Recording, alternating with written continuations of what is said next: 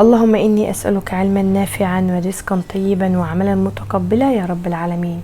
صلصة البيتزا واحدة من أحد الطرق. قناتي، ولو أول مرة بتزور القناة نوريني باشتراكك وكمان فعل الجرس. كومنت حلو. يلا بينا نبتدي الوصفة.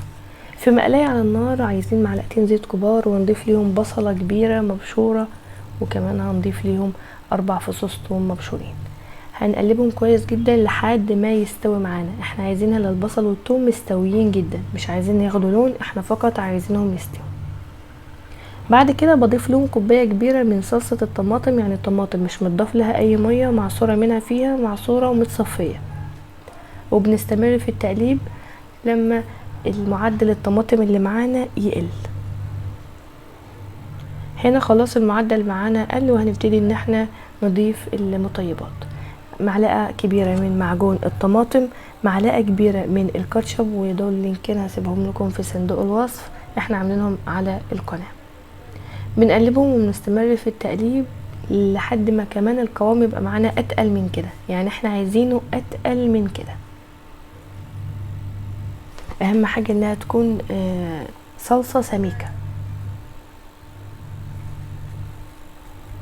بعد ما بتبتدي انها تقل معانا هنبتدي ان احنا نضيف التوابل.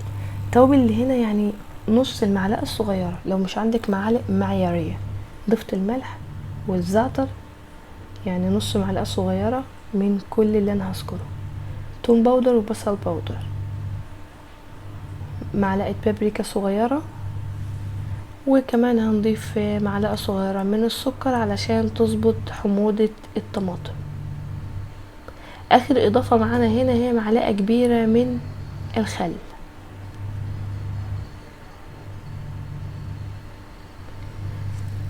هي خلاص كده قلت معانا. هنبتدي ان احنا نضربها بالهاند بلندر او في الخلاط عشان تكون معانا النتيجه النهائيه بالشكل ده.